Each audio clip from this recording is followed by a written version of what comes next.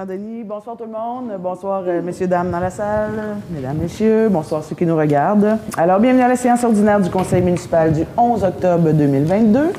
À l'ordre du jour, au point 1.1, adoption de l'ordre du jour. 1.2, adoption du procès-verbal de la séance ordinaire tenue le 6 septembre 2022.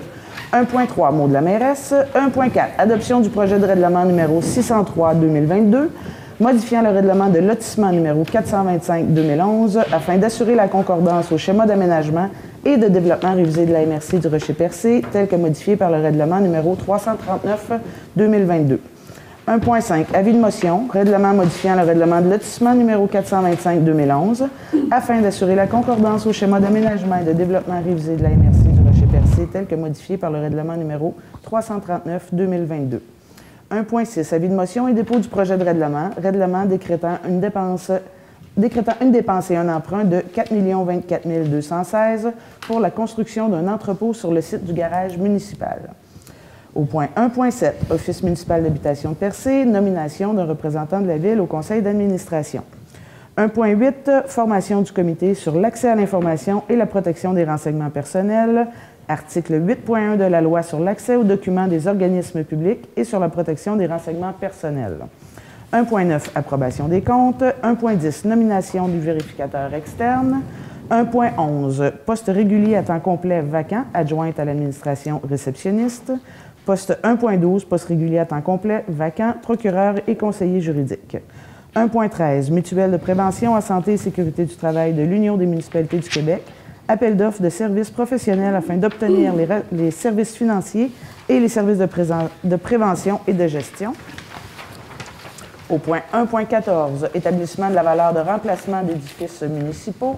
2.1, demande introductive d'instance en vertu de la loi sur l'aménagement et l'urbanisme, ordonnance pour faire cesser un usage dérogatoire, soit l'usage principal de stationnement, sur les lots 5 084 182 et 5 084 183 du Cadastre du Québec, propriété de 96 466 Canada Limité. Au point 3, sécurité publique. 3.1, demande dans le cadre du programme d'aide financière du ministère de la Sécurité publique pour la formation de pompiers volontaires ou à temps partiel. 3.2, demande d'abaissement de la limite de vitesse permise sur la route 132 Ouest dans le secteur du camping Nature Océan. Au point 4, voirie municipale. 4.1, entretien d'hiver des chemins. 4.1.1, engagement des employés saisonniers. 4.1.2, affichage, poste saisonnier de journalier opérateur devenu vacant. 4.2, chemin entretenu en hiver, demande de Mme Agnès Thibault, entretien de chemin situé sur le lot 5 213 234 rue de Bellance. 4.3, soumission, achat de sel et de sel de déglaçage. 4.4, acquisition d'une servitude de drainage sur une partie du lot 4 900 089 du Cadastre du Québec situé sur la rue de Bellance. Propriété de M. Mencel Lemieux, demande du propriétaire à l'effet de procéder à la pose d'une canalisation. 4.5, état du pont sur le ruisseau des Canards, secteur de Bridgeville. Au point 5, aménagement, urbanisme et développement.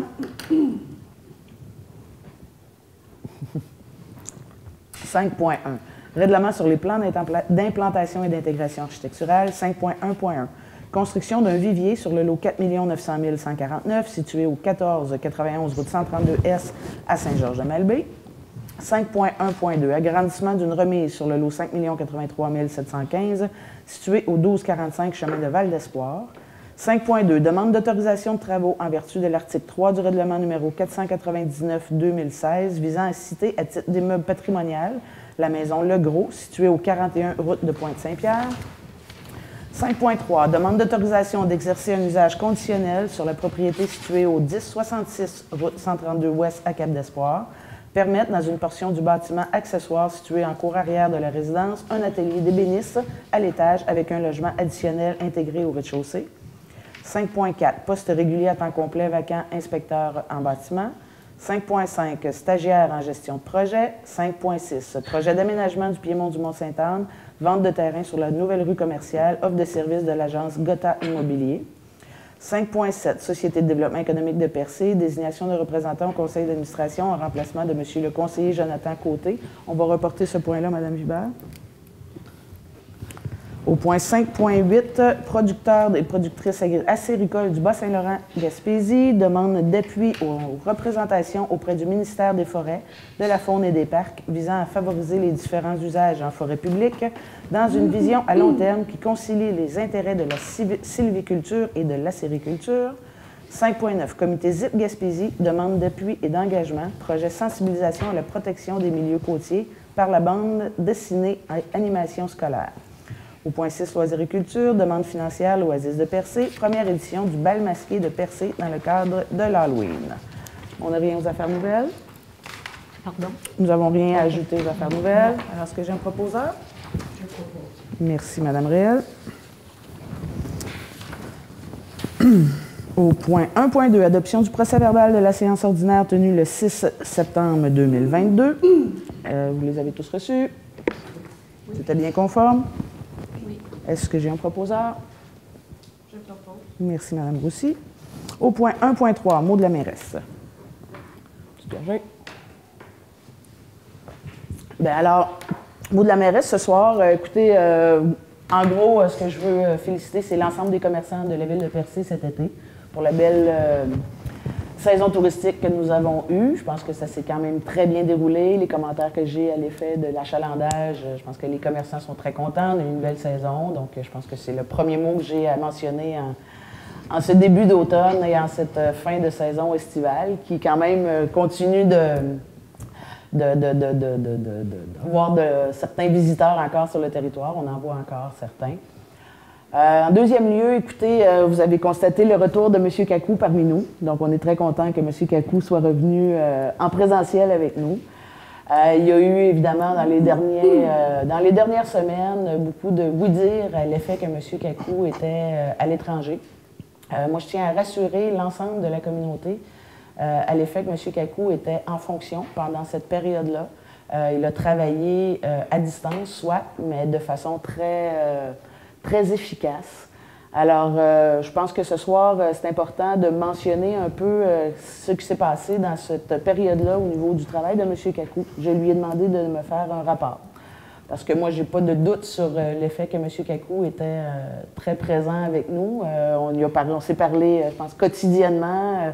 L'ensemble de l'équipe municipale y a parlé quotidiennement. Mais c'est important de faire un rapport. Et M. Kakou nous a fourni ce soir un mot, je pense, très important. Alors, j'inviterai M. Kakou à en faire la lecture. Je pense que ça va peut-être rassurer l'ensemble de la communauté, à savoir que notre directeur général, même s'il n'était pas physiquement présent avec nous, il était totalement présent avec l'ensemble des employés et de la communauté. Alors, M. Kakou, je vous invite à faire la lecture de votre rapport, s'il vous plaît. Merci, Madame la mairesse. Bien, je l'ai fait, donc j'ai fait la reddition de comptes par poste où j'ai travaillé, du moins mon bureau. Donc le premier poste, c'est au niveau de la gestion des ressources humaines. Donc on a maintenu une constante communication avec l'équipe pour que le conseil soit au courant de comment est-ce qu'on communiquait, puis bon, de façon indirecte les citoyens, par courriel, par texto, via Teams aussi, au niveau de nos rencontres. Au niveau de l'équipe des cadres, donc on a maintenu nos réunions de gestion aux 2 semaines, donc via le logiciel Teams. On a eu aussi à restructurer les ressources humaines. Donc pendant que j'étais en télétravail, il y a eu des situations qui se sont présentées au niveau des ressources humaines. Je ne rentrerai pas dans les détails pour les raisons que vous connaissez. Donc au niveau des travaux publics, de l'hôtel de ville, donc il y a eu certains employés qui ont été rencontrés pour des revues de performance. Et puis on a mis en place des mesures disciplinaires advenant certains cas. Donc ça se passait en télétravail. On a eu aussi à faire l'embauche d'un coordonnateur aux événements. Les responsables des organismes communautaires ont eu déjà à travailler avec lui. Il est rentré en fonction fin août. Donc pendant le mois de septembre, on suivait ces travaux via le logiciel de gestion de projet qu'on a installé au sein de l'administration de la ville. On a eu aussi à gérer donc, le comportement de certaines ressources humaines et puis régulariser certains comportements vis-à-vis des politiques internes de la ville. Suite à des demandes qu'il y a eu au niveau du conseil municipal, donc il y a eu des observations, donc on a dû intervenir là-dessus aussi. Pour l'information, on approuvait de façon hebdomadaire le travail des équipes. Donc moi, en fait, sur mon logiciel, j'ai accès à ça via mon téléphone ou mon ordinateur. Je vois tout ce que tout le monde fait, ce que les gens ont fait, quand est-ce qu'ils l'ont fait, parce qu'il y a des mentions, donc le jour et tout ça. Donc en ce qui concerne les demandes de citoyens, mon bureau n'a reçu aucune demande directe de citoyens pendant cette période. Bien qu'ayant été informé de certaines situations, c'est important de savoir par contre que la population et la direction générale n'ont plus de rapport direct. Le rapport entre les citoyens et l'administration de la ville de Percé se fait au travers du directeur des travaux publics, la plupart du temps, ou du directeur d'urbanisme. Et puis moi, ensuite, je suis mis au courant de la situation. Donc, il n'y a que dans les cas majeurs que je vais intervenir directement avec le citoyen quand il y a des situations vraiment problématiques. Et puis ensuite, j'en fais le rapport au conseil municipal s'il me le demande ou si c'est nécessaire d'en faire le rapport. Ensuite, en ce qui concerne le suivi des projets, donc on a les projets qui sont issus de la planification stratégique. On a continué le suivi au niveau des demandes d'aide financière pour la rue commerciale. Ça reste un projet charnière de la ville de Percé. Et puis, on avait mentionné à la population qu'on irait de façon inversée en ce qui concerne le financement de ce projet. On est sur un financement justement de la FCM, où on veut aller chercher 500 000 $. On a fait le suivi aussi avec l'École de technologie supérieure de Montréal, qui a fini la première partie de leur recherche et qui ont réussi à développer une première formule qu'ils ont appelée une formule de base qui est capable déjà d'être mise en place. Donc la formule optimale qu'ils appellent, où ils pourront incorporer le plus de plastique dans l'asphalte, puisque c'est l'objectif de ce projet, c'est d'incorporer le plastique recyclé dans l'asphalte et puis donc de produire une nouvelle formulation d'asphalte qui va permettre aussi de donner un côté vert au projet. Donc cette formulation optimale, ils vont la développer en cours d'année 2023, donc au début de l'année 2023, pour des tests courant 2023 in situ à Percé. Donc on a aussi prospecté un nouvel agent commercial, puisque le dernier nous a fait défaut. Donc on a dû passer en revue plusieurs agences commerciales, discuter avec elles et négocier une entente pour la vente des terrains municipaux sur la future rue commerciale. En ce qui concerne l'espace culturel des congrès, je pense que tout le monde a vu le démarrage des travaux du Prato. Pour ce qui est du projet en lui-même, le suivi des projets, du moins des travaux ont continué, sachant que la ville veut aller en concours pour ce projet. Donc, on est en attente de certaines modifications, notamment sur l'église, pour pouvoir continuer. Le projet d'aménagement de la rivière Émeraude, donc on a mis en place des mesures d'intervention lorsqu'on a reçu le rapport de PESCA en ce qui concernait la contamination de l'eau.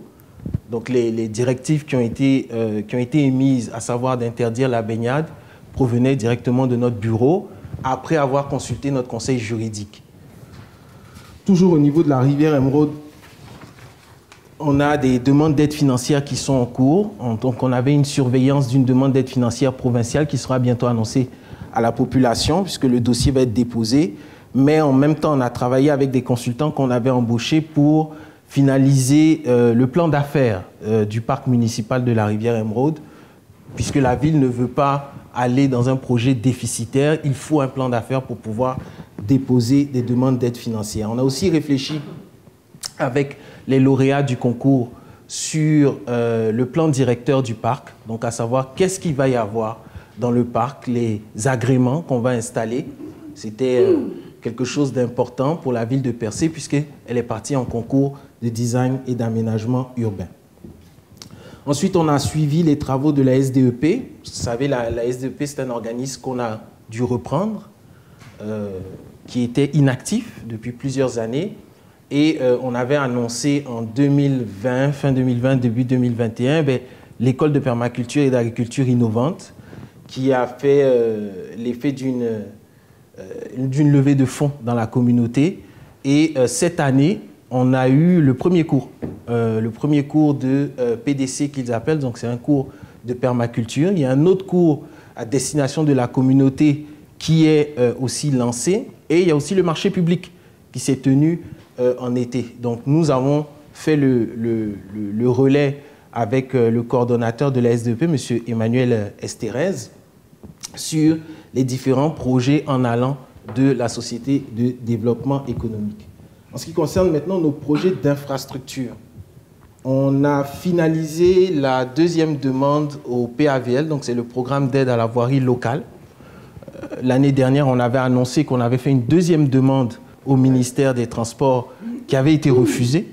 Donc cette année, on l'a relancée et c'est en juillet, au mois de juillet, qu'il fallait finaliser les demandes. Donc on a dû faire le suivi là-dessus aussi pour s'assurer que la demande a bien été faite.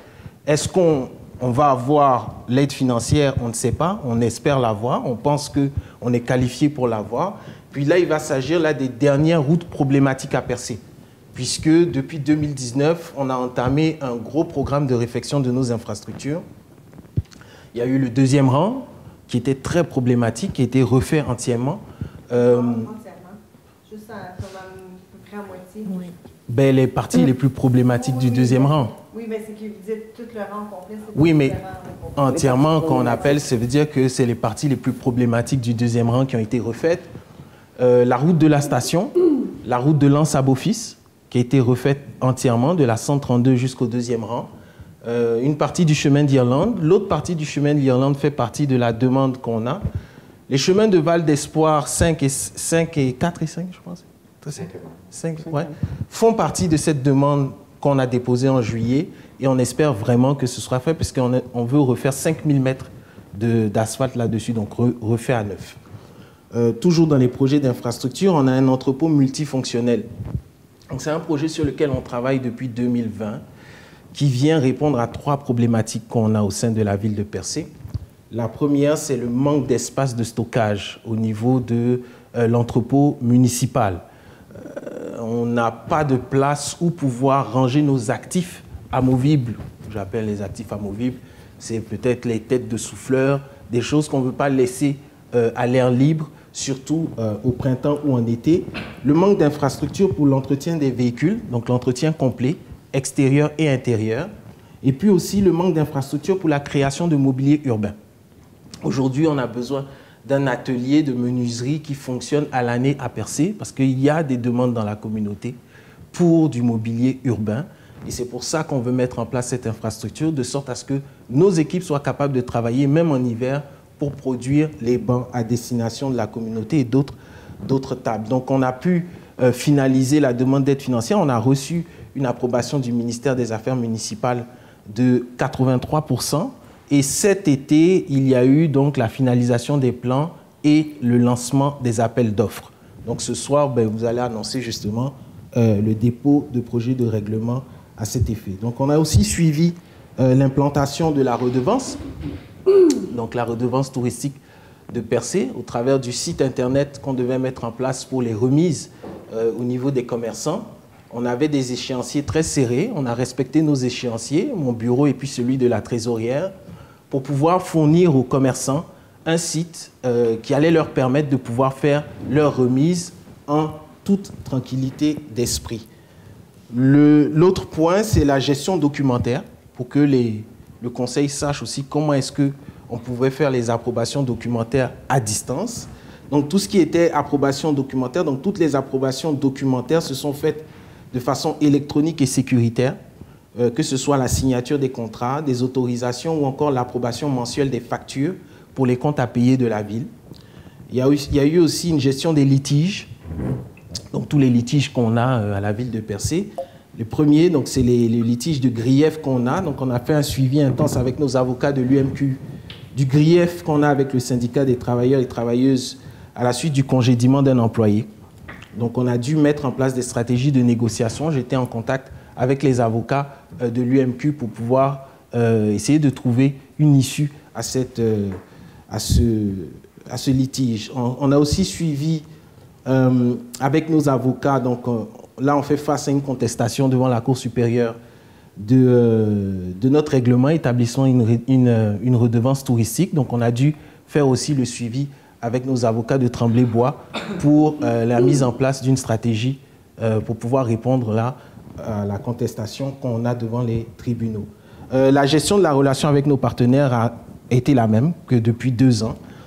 puisque toutes les rencontres qu'on fait avec nos partenaires depuis 2 ans se fait via le logiciel Teams. Très rares ont été les rencontres qu'on a fait en présentiel ici, à moins des concours qu'il y a eu, par exemple, pour la rivière Émeraude, ou des rencontres vraiment spéciales parce que le consultant ou le partenaire venait sur place à Percé et puis il voulait nous voir physiquement.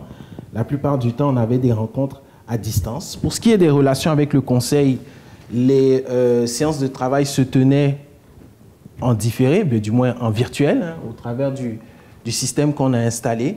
Et on a répondu aussi aux questions et aux demandes des conseillers par courriel. Donc, il y a certains conseillers qui nous ont contactés, puis qui nous ont informés parfois de certaines situations. On leur a répondu, ou on a posé les actions nécessaires pour adresser ces situations. Et puis, on a aussi eu des questions de la part des conseillers, ce qui est tout à fait normal, auxquelles on a apporté des réponses, Madame Vibert et moi, en l'occurrence, lorsque c'était nécessaire.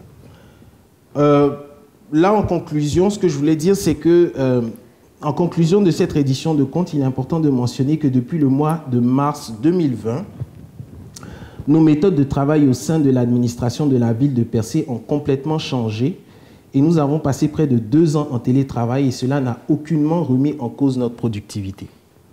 La preuve en est, les projets lancés, l'avancement de nos infrastructures, la gestion stratégique de notre administration.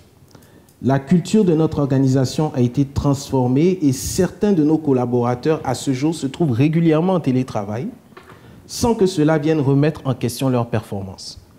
Nous nous sommes adaptés à cette situation et avons fourni le travail qui nous avait été demandé en conciliant nos réalités personnelles et nos obligations professionnelles.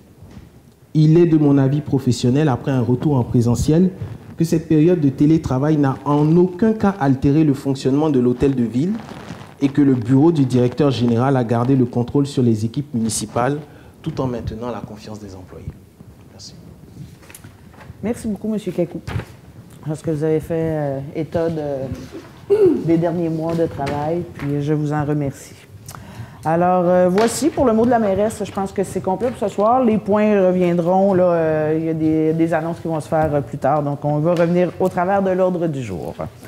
Alors, je poursuis au point 1.4. Adoption du projet de règlement numéro 603-2022, modifiant le règlement de lotissement numéro 425-2011 afin d'assurer la concordance au schéma d'aménagement et de développement révisé de la MRC du Rocher-Percé tel que modifié par le règlement numéro 339-2022. Alors, Mme Gibert?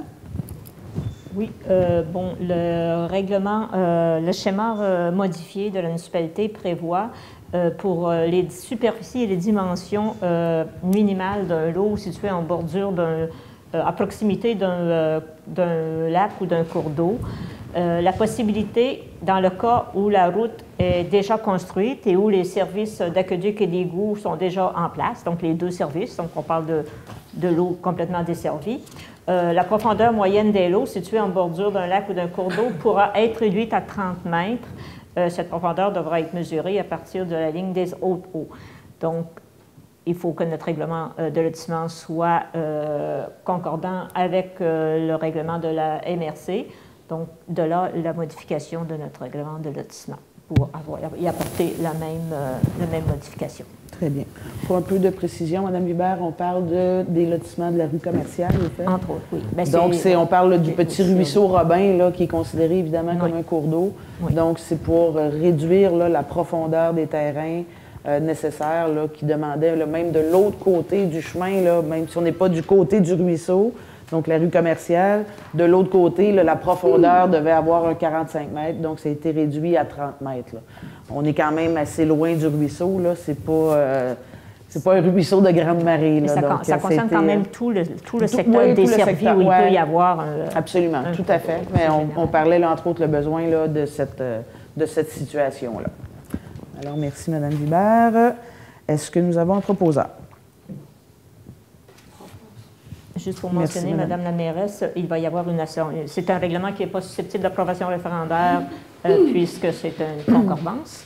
Mais on est quand même tenu de faire une assemblée publique de consultation. Et celle-ci aurait lieu le 27 octobre 2022. Il va y avoir un avis publié la semaine prochaine. De 27 à 19 h, là, comme à l'habitude. Parfait, merci. 1.5 maintenant, avis de motion, règlement modifiant le règlement de lotissement numéro 425-2011 afin d'assurer la concordance au schéma d'aménagement et de développement révisé de la MRC du Rocher-Percé tel que modifié par le règlement numéro 339-2022. Donc, c'est pour le même sujet. Un règlement devant toujours être précédé d'un D'une avis avis de de motion. motion. Alors, est-ce que j'ai quelqu'un qui donne avis de motion? Monsieur Saint-Croix, merci. 1.6, avis de motion et dépôt du projet de règlement décrétant une dépense et un emprunt de 4 024 216 pour la construction d'un entrepôt sur le site du garage municipal. Donc, je vais laisser Mme Vibert vous en faire la description, mais comme M. Kakou a mentionné tout à l'heure, c'est un entrepôt pour lequel on a reçu une subvention à la hauteur de 83 %. Donc, Qui reste à confirmer. Qui reste à confirmer. Oui. Je vous laisse aller, Mme Vibert. On travaille, c'est le calcul fait par l'équipe qui gère le programme PRACIM.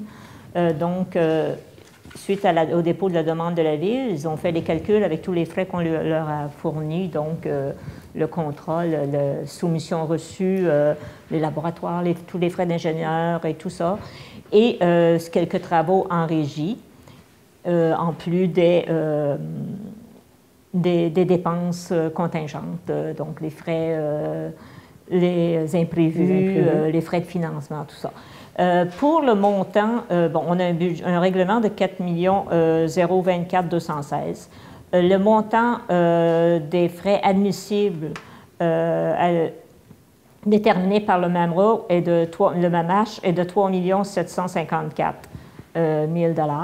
Subventionné, comme vous le disiez, à 83 %. Donc, l'aide financière qui a été calculée et qui va être à confirmer par lettre de la ministre serait de 3 115 820, ce qui ferait une différence de 638 180, donc 638 180 à la charge de la Ville.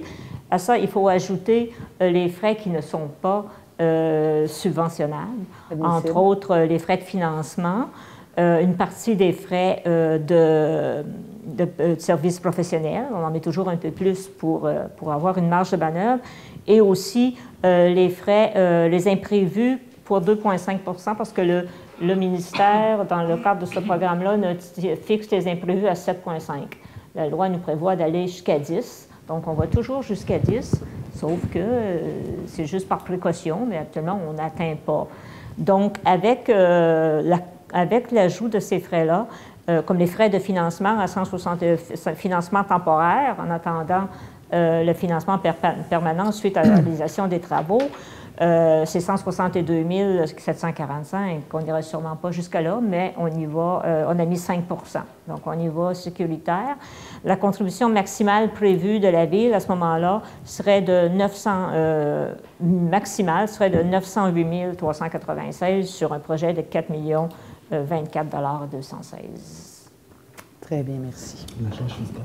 Pardon? La charge fiscale. La charge fiscale. Ça va être déterminé avec le règlement. Est-ce que quelqu'un me donne avis de motion? Merci, M. Sainte-Croix. 1.7, Office municipal d'habitation de Percé, nomination d'un représentant de la Ville au conseil d'administration. Donc, suite à l'appel d'intérêt affiché sur nos réseaux sociaux et le site Internet de la Ville, afin de pourvoir un poste vacant de représentant de la Ville au conseil municipal, au conseil d'administration de l'Office municipal d'habitation de Percé. Donc, il est proposé d'entériner la candidature de M. Jules Leblanc pour un mandat de 3 ans. Est-ce que quelqu'un propose? Je propose. Merci, Mme Réal. 1.8, formation du comité sur l'accès à l'information et la protection des renseignements personnels. Donc, l'article 8.1 de la loi sur l'accès aux documents des organismes publics et sur la protection des renseignements personnels. Mme Vibert? Oui, la loi 64 est venue apporter beaucoup de charges additionnelles en matière de protection, d'accès à l'information et à la protection des renseignements personnels, dont la formation d'un comité pour venir en aide à la personne responsable de l'application de cette loi. Ici, dans une municipalité, c'est toujours le maire ou la mairesse qui est le responsable, mais habituellement, le maire et la mairesse où la mairesse délègue à un employé la responsabilité. Dans ce cas-ci, Madame la mairesse me l'a délégué. Donc, je suis comme, dans plusieurs municipalités, les grosses municipalités, il va y avoir plusieurs personnes sur ce comité. Il va y avoir la personne responsable de la gestion des documents, la personne responsable de la sécurité informatique. Mais ici, on est une petite équipe. Donc, la loi prévoit que le directeur général est sur le comité d'office. Et ici, comme je suis aussi responsable de l'accès de la gestion contractuelle, on travaille pour l'informatique, on travaille tous en équipe. Fait que le comité serait formé de M. Kakou, du directeur général, et de moi. Donc, il me vient en soutien. Et la loi prévoit aussi que le gouvernement peut adopter un règlement pour venir soustraire certaines municipalités, certains organismes publics à l'obligation de former un tel comité, comme je disais tantôt, qui entraîne beaucoup d'autres responsabilités qui doivent être mises en vigueur au cours des prochaines années. Donc, advenant que la Ville soit reconnue exempte de l'obligation de former un comité. Donc, le comité qui s'est formé ce soir serait automatiquement, on prévoit qu'il serait automatiquement aboli. Le cas échéant. Alors, merci Mme Hubert. Est-ce que j'ai un proposeur? Mme Roussy? Oui, OK. Mme Roussy, merci. Au point 1.9, pardon, approbation des comptes. Donc, il est proposé que le Conseil approuve la liste des déboursés pour la période du 1er septembre au 5 octobre 2022 au montant de 636 688,06 et la liste des comptes à payer au 6 octobre 2022 au montant de 271 989,79. Est-ce que j'ai un proposeur? Je propose. Merci, M. Côté. 1.10, nomination du vérificateur externe. Donc, je vais y aller tout de suite directement, Mme Hubert, avec la firme, excusez-moi. Donc, considérant que la Ville a reçu le 3 octobre 2022 une offre de service de la firme Raymond Chabot Grant Thornton du bureau de Chandler pour les exercices financiers 2022, 2023 et 2024 pour les montants suivants. Donc, 2022, 24 000 plus taxes. 2023, 26 400 plus taxes. 2024, 29 000 plus taxes. Donc, il est proposé que le conseil municipal nomme la firme Raymond Chabot Grant Thornton du bureau de Chandler à titre de vérificateur externe de la Ville de Percé pour les exercices financiers 2022, 2023, 2024, suivant les modalités de son offre de service datée du 3 octobre dernier. Est-ce que j'ai un proposeur? Merci, M. Cloutier. 1.11, poste régulier à temps complet vacant, adjointe à l'administration réceptionniste. Donc, c'est une démission que nous avons eue. Le poste, il a déjà été affiché. C'est ce soir entériné l'affichage de poste qui a été affiché. Alors, est-ce que j'ai un proposeur? Merci, Mme Cahill. 1.12, poste régulier à temps complet vacant, procureur et conseiller juridique. Donc, Monsieur Maître Latour, nous avait remis une demande de congé sans solde au courant de l'été, ce qui lui avait été accordé par le conseil municipal. Maître Latour, en fait, nous a remis une lettre de démission, nous disant que finalement, il ne reviendrait pas. Alors, ce soir, on demande à réafficher le poste de procureur et de conseiller juridique. Donc, autoriser le directeur général à procéder à l'affichage. Merci, Mme Réel. 1.13. Mutuelle de prévention en santé et sécurité du travail de l'Union des municipalités du Québec. Appel d'offres de services professionnels afin d'obtenir les services financiers et les services de prévention et de gestion. Alors, Mme Hubert? Oui, là, on sait que la Ville a adhéré à une des mutuelles offertes par l'UMQ. Et l'UMQ doit procéder à un appel d'offres pour obtenir des services financiers, des services de prévention et services de gestion, donc des gestionnaires des mutuelles pour l'année 2023, donc à partir de 2023 pour 3 ans, avec possibilité de renouvellement. C'est pour réaffirmer l'adhésion de la Ville à la mutuelle et d'autoriser l'UMQ à procéder aux appels d'offres au nom de la Ville de Percé et des autres municipalités membres. Très bien, merci. Est-ce que j'ai un proposeur? Madame Cahill, merci. 1.14, établissement de la valeur de remplacement d'édifices municipaux. Donc, considérant qu'en septembre 2018, la Ville de Percé a fait établir par la firme Derico Expert Conseil la valeur de reconstruction à des fins d'assurance de ses principaux bâtiments, considérant qu'il s'avère nécessaire de réviser la valeur de ces bâtiments. Considérant l'offre de service reçue de la firme Derico Expert Conseil datée du 21 septembre 2022 visant à mettre à jour la valeur établie en 2018 suivant les deux options, soit l'option 1, lettre d'indexation suggérée à partir de divers indices reconnus pour les immeubles déjà évalués et ajout du garage municipal calculé à partir des plans, forfaitaire 3 000 $ plus taxes, et l'option 2, recalcul du coût des immeubles déjà évalués et ajout du garage municipal calculé à partir des plans, forfaitaire 9 000 $ plus taxes. Considérant que la deuxième option s'avère plus appropriée compte tenu de la situation qui prévaut au niveau des coûts de construction depuis les 2 dernières années. Donc, il est proposé de retenir l'offre de service de Derico Expert Conseil suivant l'option 2 au coût de 9 000 $ plus taxes. Est-ce que j'ai un proposeur? Je propose. Merci, M. Côté. Au point 2, procédure 2.1, demande introductive d'instance en vertu de la loi sur l'aménagement et l'urbanisme, ordonnance pour faire cesser un usage dérogatoire, soit l'usage principal de stationnement sur le lot 5 084 182 et 5 084 183 du Cadastre du Québec, propriété de 96 466 Canada Inc. Limité. Limité. Limité. Pardon. Madame Hubert. Peut-être lire le projet de résolution, c'est plus technique. Alors, j'y vais. Pardon.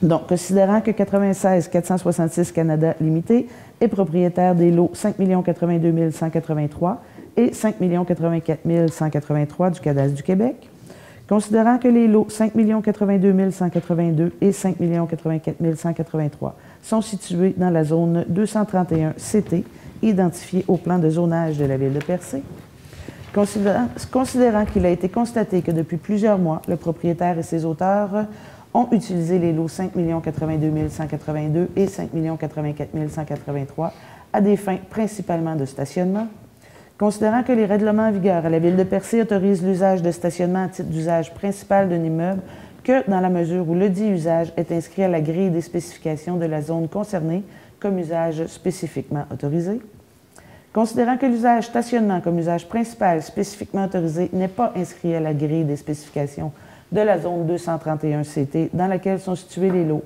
5 084 182 et 5 084 183, considérant qu'en conséquence, le propriétaire et ses auteurs exercent un usage dérogatoire sur les lots 5 084 182 et 5 084 183, considérant que la ville de Percé veut faire cesser cet usage dérogatoire. Donc, en conséquence, il est proposé que la ville de Percé présente une requête à la Cour supérieure pour faire ordonner la cessation d'un usage dérogatoire, soit l'usage principal de stationnement sur les lots tels que j'ai mentionné déjà, du cadastre. Donc, que Tremblay-Blois avocat soit mandaté pour entreprendre les recours prévus à la loi sur l'aménagement et l'urbanisme afin de faire respecter la réglementation municipale applicable, incluant le règlement de zonage numéro 436-2011. Est-ce que j'ai un proposeur? Merci, Mme Réel. Au point 3, sécurité publique, 3.1, demande dans le cadre du programme d'aide financière du ministère de la Sécurité publique pour la formation de pompiers volontaires ou à temps partiel. Mme Hubert. Donc, c'est un programme qui existe, si je ne me trompe pas, depuis 2018, où le ministère, par l'intermédiaire de la MRC, accorde une aide financière aux municipalités pour la formation des pompiers volontaires. Donc, la demande pour cette année serait pour la formation de 3 pompiers pour le programme Pompiers 1. Très bien. Pour la prochaine année. C'est très bien, Mme Hubert. Merci. Est-ce que j'ai un proposeur? Merci, M. Sainte-Croix. 3.2, demande d'abaissement de la limite de vitesse permise sur la route 132 Ouest dans le secteur du camping Nature Océan. Donc, écoutez, considérant que le tronçon de la route 132 Ouest à la sortie ouest du village de Percé est un secteur très achalandé en période estivale, considérant que la configuration de la route dans le secteur du camping Nature Océan rend la circulation difficile, considérant qu'en raison de la courbe dans ce secteur, les clients qui sortent du camping ont une visibilité réduite, ce qui augmente grandement les risques d'accident. Considérant que ces risques sont d'autant plus grands du fait qu'il s'agit d'un véhicule qui prenne plus de temps pour leur sortie, soit des motorisés ou des véhicules récréatifs. Considérant que les personnes qui circulent à pied ou à vélo dans cette courbe sont également plus à risque d'avoir des accidents. Considérant que la limite de vitesse maximale actuelle est de 90 km/h. Considérant que la demande du camping Nature Océan de revoir la limite de vitesse dans ce secteur pour la sécurité de ses clients et d'autres usagers sur la route 132 dans ce secteur, Il est donc en conséquence proposé d'adresser une demande au ministère des Transports afin que la limite de vitesse maximale autorisée sur la route 132 ouest à la sortie ouest du village de Percé soit abaissée pour être adaptée à la situation dans ce secteur. Donc, quand il y a des demandes comme ça qui proviennent d'un particulier, d'un commerce ou autre, évidemment, quand ça concerne le secteur du ministère des Transports, donc le MTQ, c'est une demande qui nous est adressée, mais qu'on doit remettre au ministère du Transport du Québec. Donc, c'est une résolution qu'on rédige, mais la décision vient du ministère des Transports. En général, ça prend du temps. Donc, par expérience, on sait que ça peut être très long avant d'avoir une réponse. Cela dit, on va quand même adresser la demande au MTQ via cette résolution. Merci, M. Cloutier. Au point 4 maintenant, voirie municipale. Donc, 4.1, entretien d'hiver des chemins. 4.1.1, engagement des employés saisonniers. Donc, il est proposé d'autoriser le directeur général à procéder à l'engagement des employés saisonniers pour l'hiver 2022-2023, selon la liste déposée au Conseil, et ce, au fur et à mesure des besoins et suivant les disponibilités budgétaires. Proposeur? Je propose. Merci, M. Côté. 4.1.2 maintenant, affichage poste saisonnier de journalier opérateur devenu vacant. Donc, il est proposé d'autoriser le directeur général à procéder à un affichage pour pouvoir un poste saisonnier hiver de journalier opérateur devenu vacant. Proposeur? Merci, M. Sainte-Croix. 4.2, chemin entretenu en hiver. Demande de Mme Agnès Thibault. Entretien du chemin situé sur le lot 5 213 234 rue de Belance.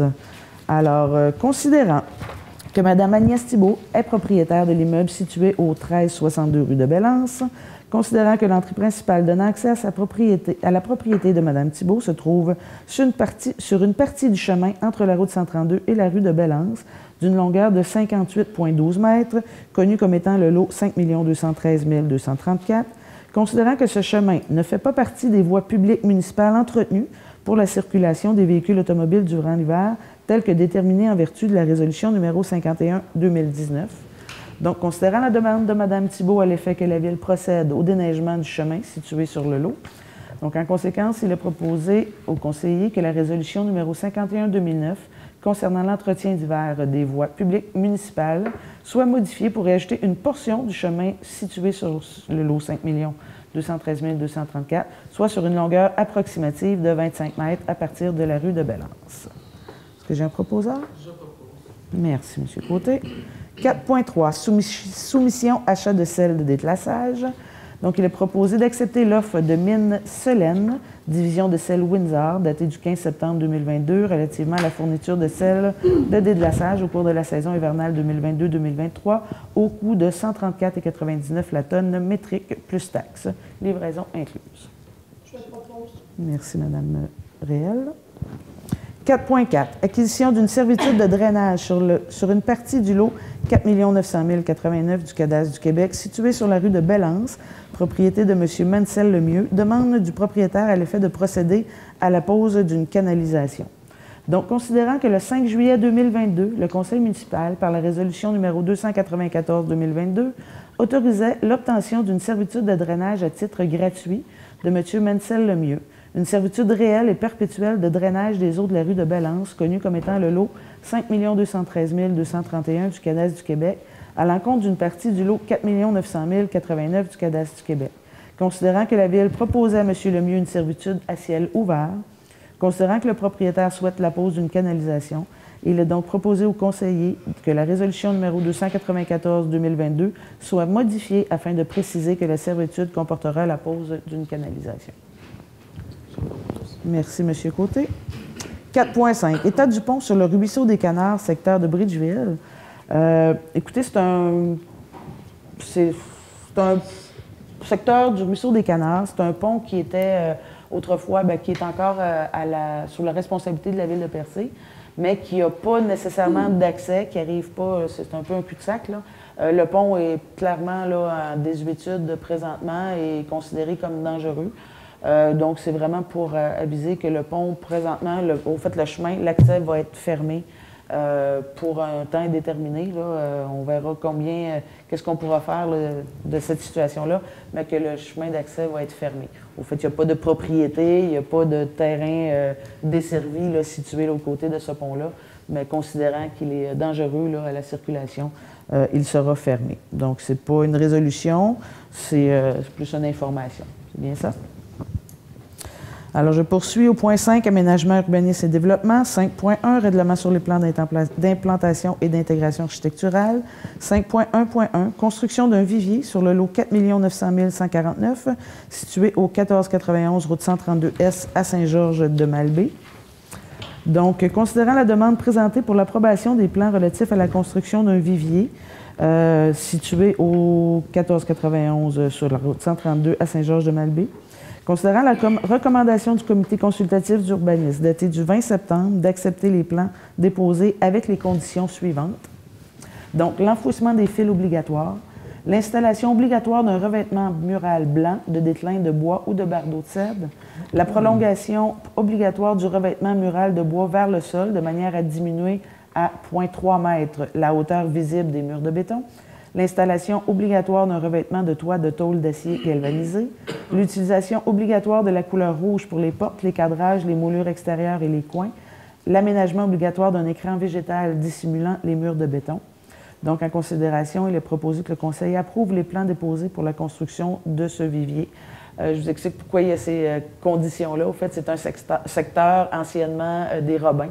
Donc, évidemment, le comité d'urbanisme a demandé à ce que ce soit refait de façon à ce que ça représente l'architecture des bâtiments Robins. Là. Donc, blanc et rouge qu'on connaît très bien dans le secteur. Alors, est-ce que j'ai un proposeur?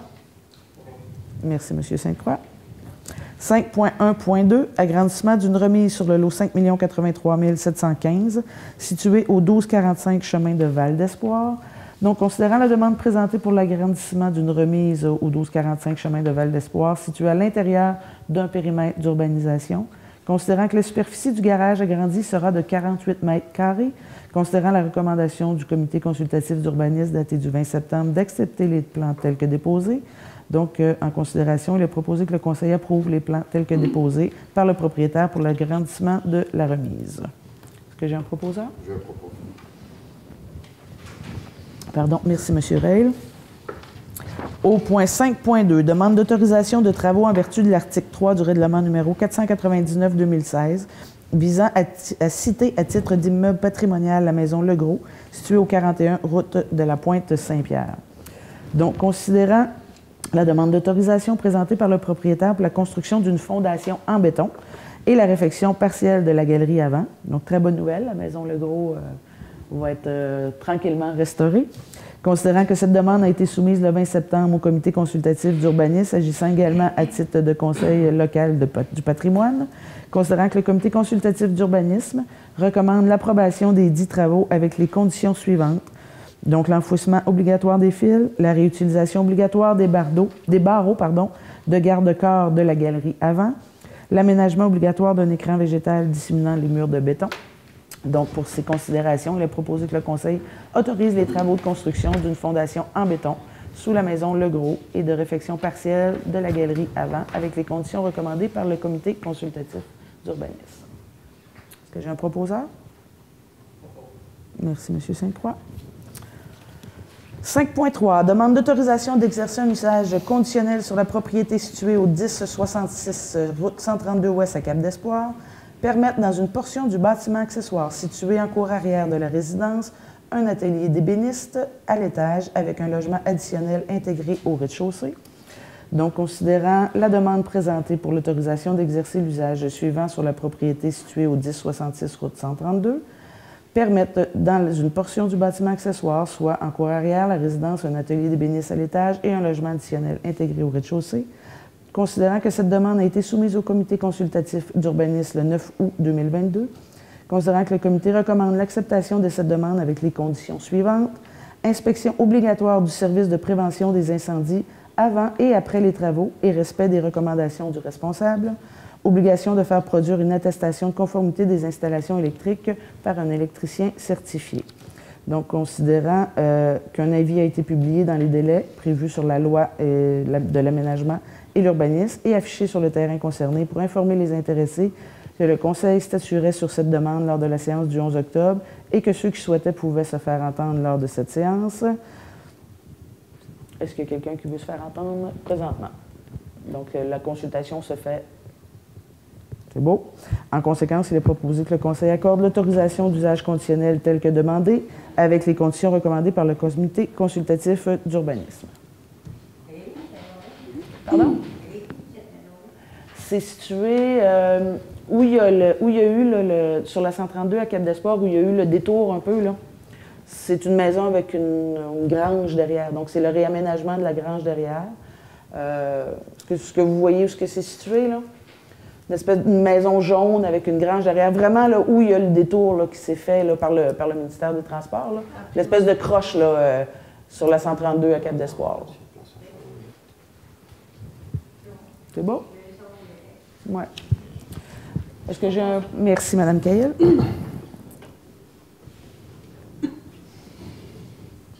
5.4. Poste régulier à temps complet vacant, inspecteur en bâtiment.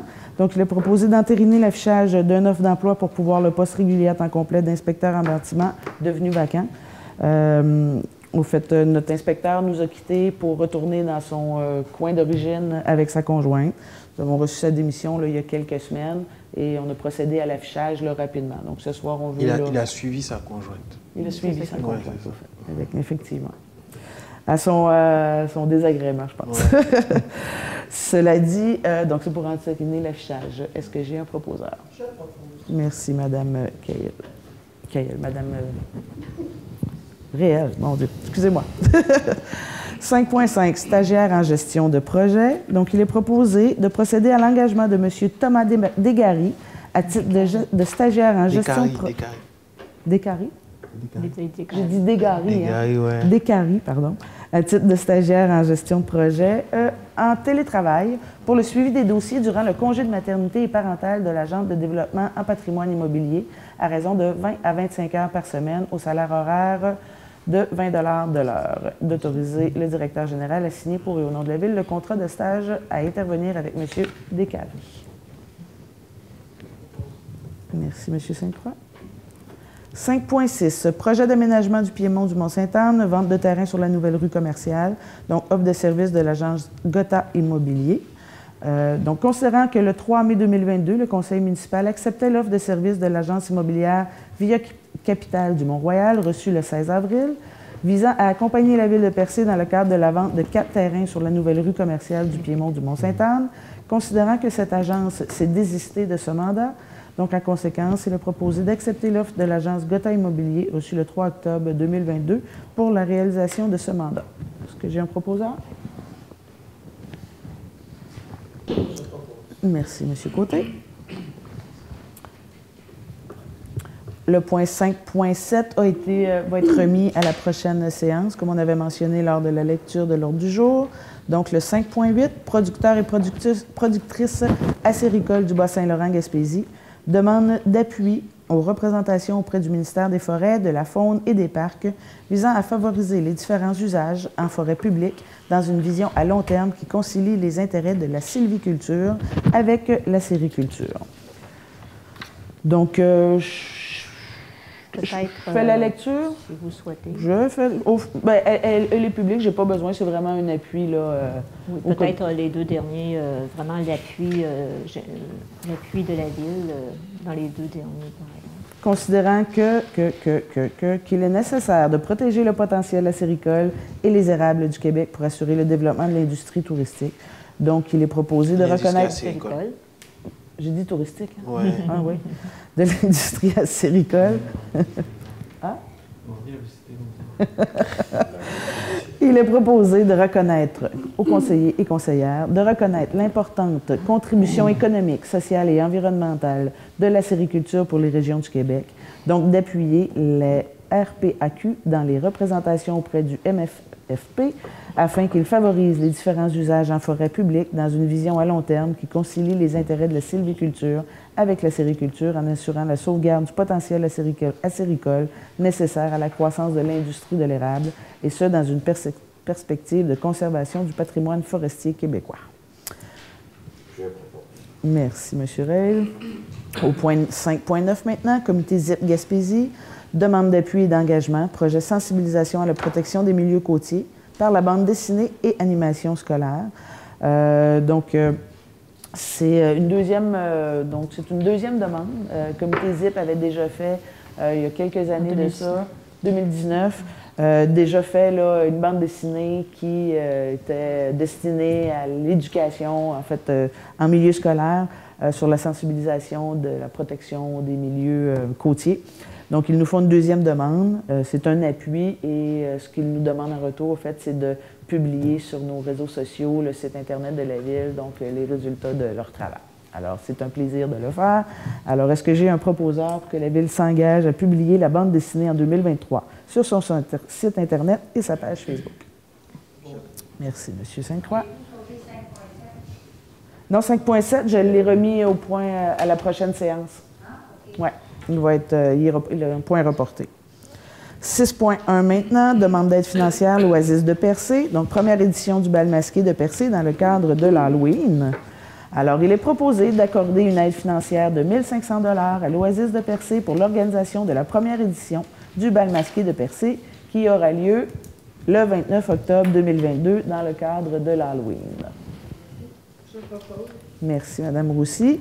Donc, évidemment, j'invite toute la population à regarder ce qui va se faire dans cette journée-là. Je pense que ça va être une belle activité sociale et certainement très agréable. Alors, je pense qu'il y a des billets qui vont être en vente sous peu, si ce n'est déjà fait. Ils sont en pré-vente, donc...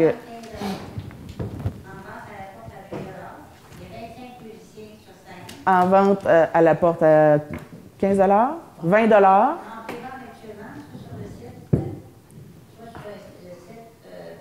Au fait, Madame Baudin, je pense que je vous inviterais peut-être à faire la présentation au micro parce que ça intéresse certainement l'ensemble de la communauté. Alors, c'est ouvert à toute la population. C'est un bal masqué. 25 musiciens sur scène, Mambo Sax de Gaspé. Alors, ça va être super beau décor. Sortez vos beaux atouts.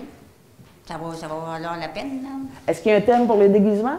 C'est pas tout à fait un déguisement, c'est un bal masqué. C'est un bal masqué. Vous pouvez vous déguiser, mais chic. On se déguise chic. C'est vraiment un bal masqué. D'accord. Avec cocktail dînatoire. Très bien. Donc, on va passer les plats et tout.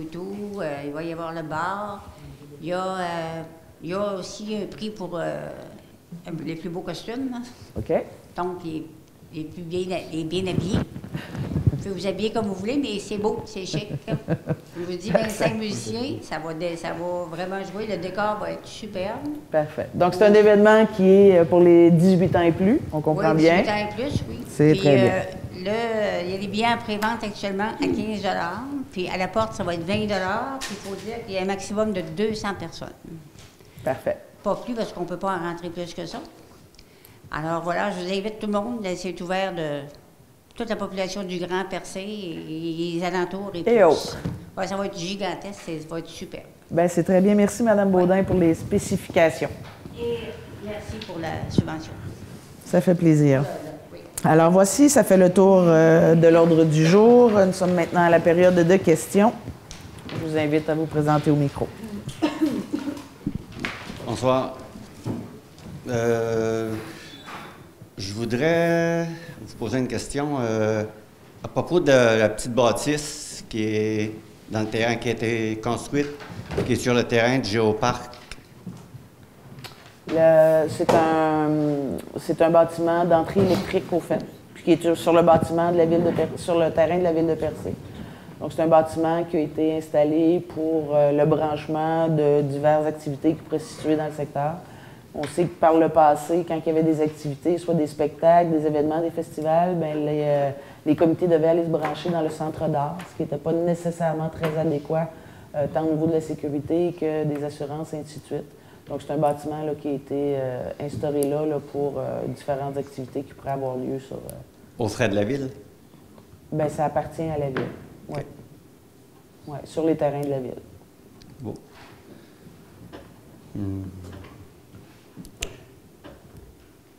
Pour ce qui est du travail de M. le DG en Afrique, moi, j'aurais, pas rien que moi, bien du monde qui se demande, est-ce que tout le monde qui est au conseil ici, quand vous êtes rentré ici, en vous assoyant, vous avez tous été assermentés, n'est-ce pas?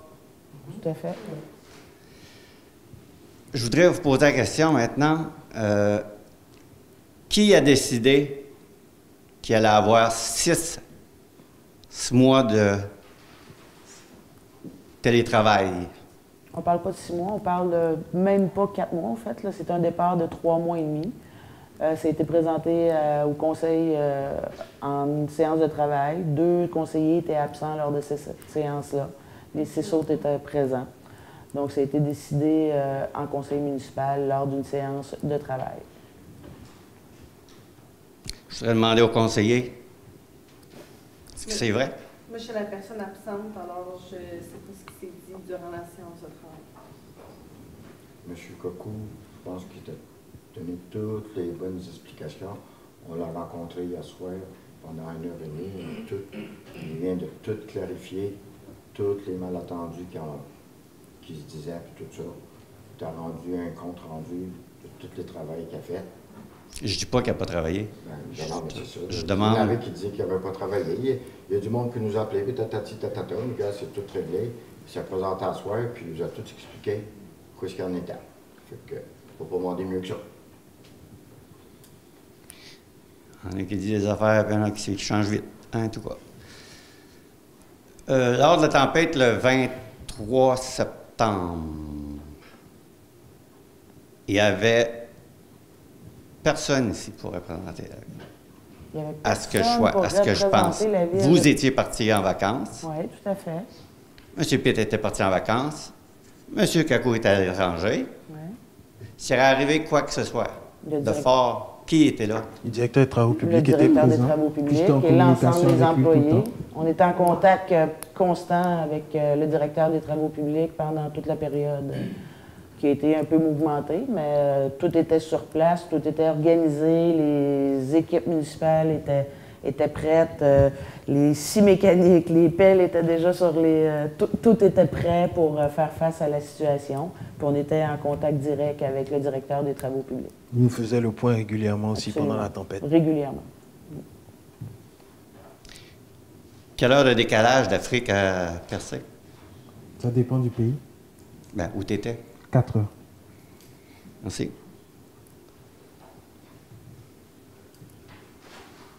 OK. Madame la mairesse, vous avez le droit de combien de semaines de vacances par année?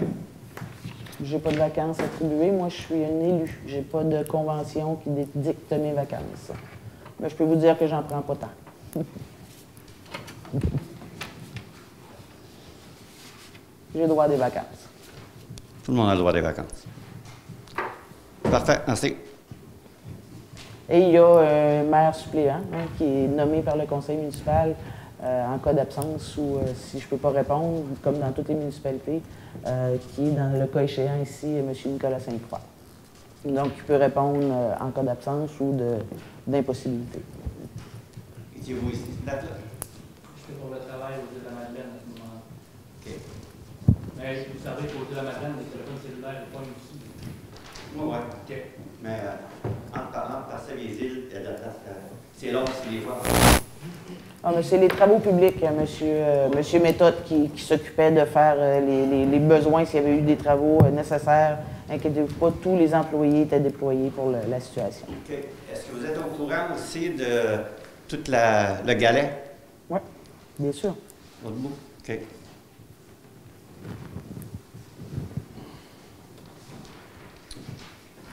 Bonsoir, Jean-François Gagné.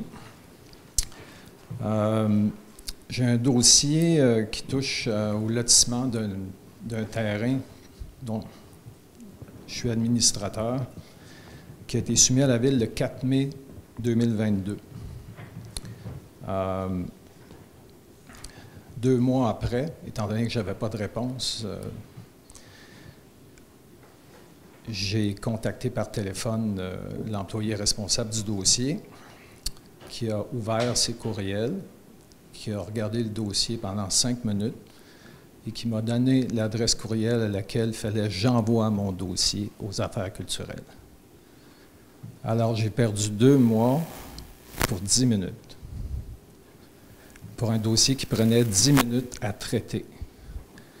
Alors, moi, je suis sûr que Gemma, ici, le matin, quand elle arrive, elle traite ses dossiers 10 minutes avant de laisser traîner les autres, puis qu'il y a des dossiers de 10 minutes et il n'entraîne pas dans ses courriels puis sur son bureau. Il me semble que la bonne façon de travailler, c'est de voir, puis je suis sûr qu'il y a d'autres employés qui font ça aussi. Je comprends qu'à l'urbanisme, il y a des dossiers qui sont longs à traiter, il y a des dossiers qui sont très courts à traiter, mais c'est pas normal quand il y a juste 10 minutes à passer sur un dossier pour qu'il soit filé aux affaires culturelles, qu'on ne donne pas une réponse immédiatement aux personnes qui soumettent le dossier. C'est entendu, monsieur.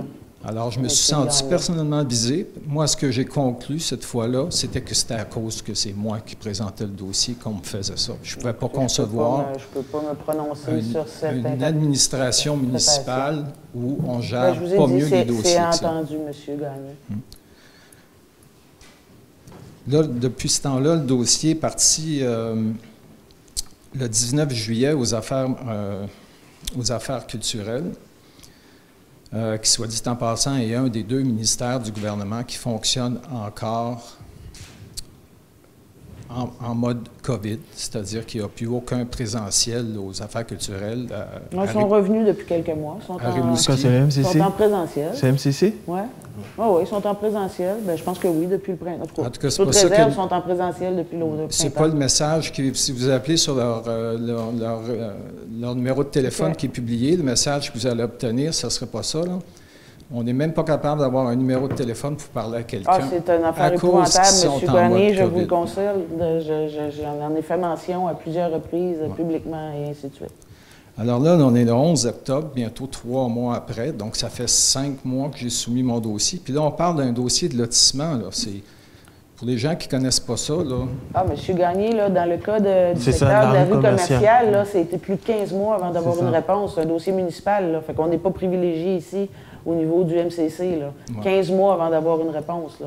On parle de la ville de Percé, là. OK. C'est pas, Mais c'est la c'est pas nous relation- autres qui traitent les délais, là. J'ai La fait relation- des interventions de tout bord, tout côté, là.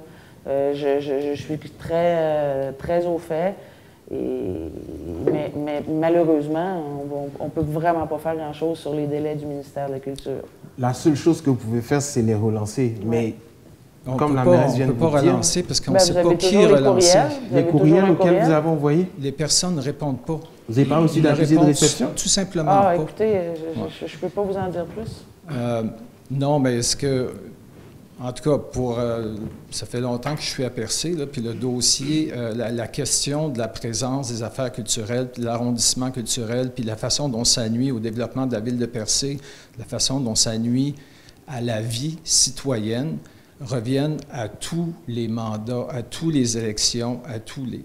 Là, ce que je suis obligé de conclure, c'est que la situation n'a jamais été aussi mauvaise qu'elle l'est actuellement.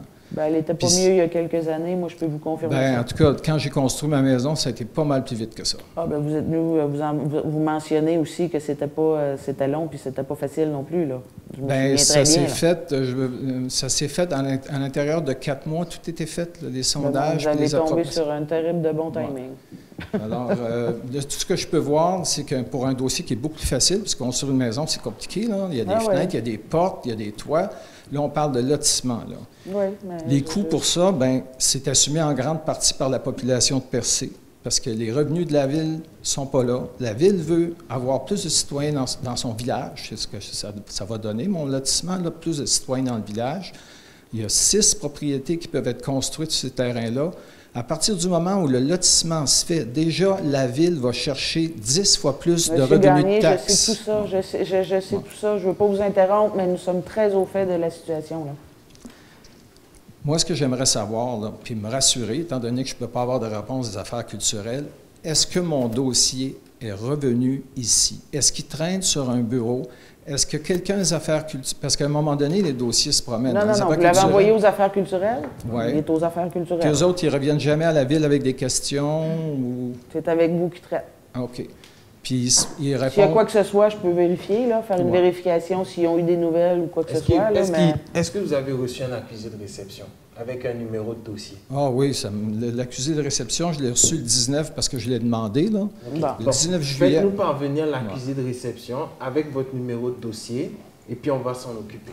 Vous l'envoyez à direction@villedepercé.qc.ca. Parce qu'à un moment donné, j'imagine que les affaires culturelles peuvent avoir des questions à poser à la ville dans un dossier, non? Ça peut arriver, oui. Ça peut arriver. Okay. Dans certains cas, ça peut arriver. Il y a des cas où on arrive à faire un petit peu je dirais pas d'ingérence, là, mais d'intervention.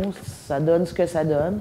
Mais vous pouvez communiquer avec le département, puis comme dit M. Kakou, transférez-nous le dossier, on va voir qu'est-ce qu'on peut faire. Mais pour vous dire la vérité, c'est vraiment pas simple. Mais on vous entend, transférez votre dossier ici, au fait. À ce moment-là, déjà, quand on est au courant qu'un dossier est en cours, bien, ça nous aide à communiquer ou si on a l'opportunité de... Vous étiez au courant, là, parce que ça a commencé à être initié ici, mon dossier. Là, moi, je suis pas au courant personnellement, là. Je veux dire, Votre département d'urbanisme, là, est au courant, là. Oui, mais... Oui, mais M. Gagné, c'est que c'est traité aux affaires culturelles. C'est pas traité ici, là. Fait que, on n'est même pas au courant quand les permis sont donnés. Je veux dire, donc après ça, à partir du moment où c'est parti, je veux dire, c'est passé sur le dossier d'un autre département. C'est pas ici que c'est traité. Sinon, on n'a pas de nouvelles, on peut pas les inventer. Fait que c'est important. Si vous avez des demandes ou quoi que ce soit, on va pouvoir regarder qu'est-ce qu'on peut faire. L'autre point dont je voudrais parler, étant donné que je n'ai pas eu de chance de venir avant ça, là, étant donné mon travail, j'aurais des petits commentaires par rapport au beach party. Ce que l'on retient du beach, c'est qu'actuellement, il y a sous enquête une possibilité que des jeunes filles aient été droguées à leur insu, que des jeunes filles auraient été violées, qu'il y aurait eu des violences inutiles de la part du service de sécurité. Moi, ce que je vois, c'est que s'il y a un beach qu'il faut oublier, c'est celui de 2022, là. Qui ne devrait pas servir d'exemple pour le futur dans la planification, là. Des fois, je me demande si on n'essaie pas d'être trop gros maintenant avec le beach party, puis qu'on a essayé de trop faire de cash pour on ne sait pas qui. Monsieur Gagné, c'est pas de sujet municipal, là, ce que vous apportez. Oui, bien, j'ai une question pour vous là-dessus, oui. Parce que, écoutez, il y a eu des incidents qui sont effectivement sous enquête. Moi, évidemment, moi, je voudrais finir par ma question, si possible. C'est devenu gros. Hein? À chaque année, on essaie d'être plus gros, plus gros, plus gros. Il n'y a pas vraiment de reddition de compte. La Ville donne quand même beaucoup d'appui à ça, des appuis financiers en plus cette année. Moi, je m'ennuie du temps où le beach party, c'était l'occasion où les jeunes qui avaient quitté Percé revenaient pour rencontrer les gens qui étaient restés à Percé puis qui avaient comme une fête en famille pendant ce temps-là. Puis que c'était dans une fête de façon sécuritaire pour les gens, puis qu'on n'essayait pas d'impressionner avec... mais juste de créer une occasion pour que les gens de Percé se retrouvent ensemble. OK. Là, pour procéder à votre question, s'il vous plaît. Okay. Parce qu'on ramène souvent que le beach party, c'est une façon d'attirer des touristes. Je peux vous dire qu'à cause de la date où il se tient, c'est pas l'événement qui amène le plus de touristes. C'est pas de municipal. C'est quoi votre question? Là? Ouais. Ma question, c'est quoi la position officielle du conseil municipal face au déroulement du Beach 22? Et compte-t-elle encore donner son appui sans réserve pour la prochaine édition? Écoutez, moi, j'étais en contact, pour répondre à votre question, avec la Sûreté du Québec la semaine précédente, l'événement, comme à chaque année. J'étais en contact avec la Sûreté du Québec au lendemain des événements. Moi, ce que la Sûreté du Québec m'a dit, c'est que c'était une édition qui s'était, somme toute, relativement bien passée, considérant l'achalandage. C'est ce qu'on m'a répété, c'est ce qu'on m'a dit. Je parle au directeur du poste de Chandler. Il y avait 8 policiers présents sur le site pendant toute la fin de semaine. Donc, il y a eu beaucoup de désinformation aussi. Il faut en prendre... Bien, bon. Bien, écoutez... Comme d'habitude, hein? Les victimes non, je dis pas qu'il y a pas de... sont toujours... Ah non, attendez, là. Est-ce qu'on blâme on est obligé de blâmer les victimes, là, quoi? C'est ça qu'on va me dire, là? Est-ce que c'est ça que j'ai mentionné, là? Tu sais, bien... Est-ce que c'est ce que j'ai mentionné, monsieur? C'est presque ça, là. Non, c'est pas du tout ça, là. De Venez pas me dire des propos que j'ai pas mentionnés. disent que, somme toute, ça s'est écoutez, bien moi, je parle au déroulé. directeur de la Sûreté du Québec, OK, qui sont responsables de la sécurité du territoire, là. Puis ce que je vous dis, je ne suis pas en train de dire que les victimes sont... Non, allez pas sur ce terrain-là, là, absolument pas.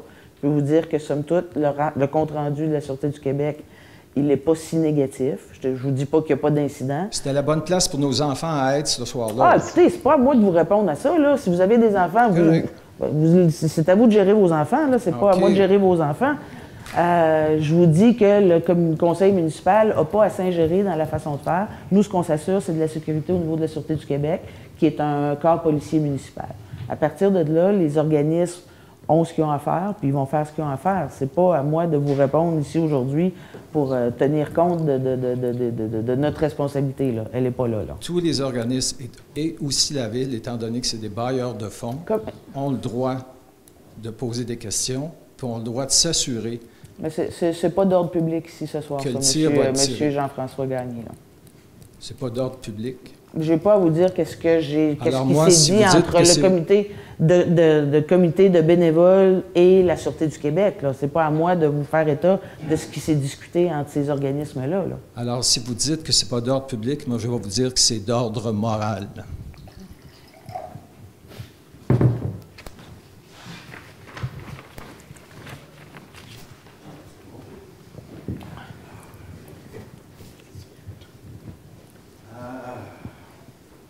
Bonsoir, monsieur le journaliste. Bonsoir, monsieur, madame la mairesse, Michel Fréchette, cap d'espoir. Monsieur Fréchette.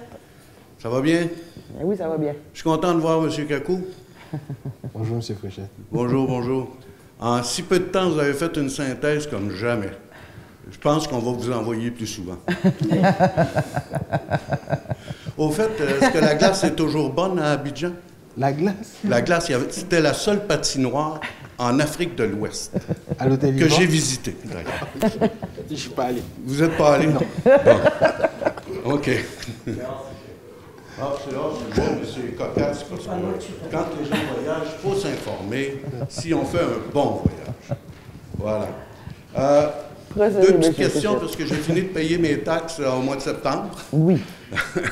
Je pensais d'être à Westmount. Oui. Bon, maintenant, au niveau des revenus, est-ce qu'on a des terrains vendus sur le Piémont? Il y en a deux. Il y en a deux? Il y en a deux, il en reste 4. Là, je vois que vous avez une firme courtier immobilier pour essayer de mousser tout ça. Il y en a une qui s'est désistée, de ce que j'ai compris. Oui. Puis là, on essaie de rembrayer la machine. Oui. Est-ce que les devis concernant les travaux de VRD, voirie et réseaux divers, seront toujours les mêmes avec le délai avec lequel ça se prolonge actuellement? Est-ce que les VRD sont installés ou... Je vous laisse répondre. Parce que l'ancien projet comportait une facture d'1 800 000 pour les VRD qu'on avait évalué après ça à 1 million. Mais les 10 terrains initiaux devaient être autour de 100 000, donc 1 million, ce qui couvrait les VRD, ce qui permettait d'engranger des taxes pour les occupants. Donc, c'est un revenu pour la Ville. Donc, mon compte de taxes, moi, m'intéresse. De ce côté-là, j'ai hâte que ça se fasse. Okay. Bon, j'aime pas la rue commerciale, mais j'ai hâte que ça se fasse pour mon compte de taxes. Okay? On tente fortement de diversifier nos revenus à la Ville de Percé, M. Fréchette. Oui, on pense à votre compte de taxes. Oui, parce que 2023, il s'en vient. On travaille fort pour votre compte de taxes. OK. Bon, en ce qui concerne maintenant les plans et devis, ils ne sont pas encore finalisés. Donc, on est en cours de demande d'aide financière, comme l'a mentionné, quand j'ai mentionné dans la reddition de compte. On se concentre sur les demandes d'aide financière, la vente des terrains, la recherche et développement, et on pousse pour avoir les plans et devis à la dernière minute, pour avoir le vrai montant qu'on va demander, de sorte à ce qu'on puisse, lorsqu'on lance les travaux, avoir l'estimé budgétaire qui ne varie pas. Vous savez très bien que si on prend les plans et devis finaux cette année ou bien même au printemps 2022, le temps de faire les demandes d'aide financière, le prix va trop varier d'une année à l'autre. Donc on attend à la dernière minute.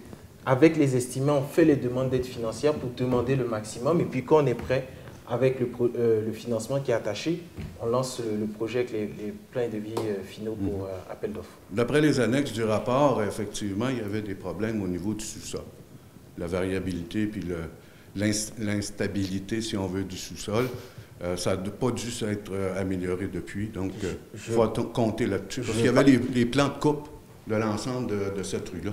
Okay, je ne vais pas m'avancer là-dessus parce que je ne suis pas ingénieur, mais en tout cas, on a confié ça à la firme Harpo pour s'assurer que les travaux sont faits dans un environnement de sécurité. Okay. Moi, ma seule préoccupation, c'est que les dépenses n'excèdent pas les revenus. On se comprend? C'est mon compte de taxes. Tout à fait. OK? Que ça ne soit pas une opération perdant-perdant. L'autre chose, je reviens justement sur un élément de revenu. Est-ce que, à quelle date les citoyens pourront savoir le rendement de la redevance? Le prochain versement est pour le 31 octobre. Oui. Donc, normalement, là, suite à cette période de versement-là, on va être en mesure de poser là, le bilan de ce qui aura été perçu. Est-ce que ça va être public ou il faudra demander accès à l'information? Non, ça va être public. Ça va être public? Non, ça va être public définitivement. Ah ben, vous allez avoir des spectateurs, je pense. J'en doute pas. Merci encore, comme on dit là-bas, bonne arrivée. Et à bas, merci. À quoi bas, on dit à quoi bas. Voilà.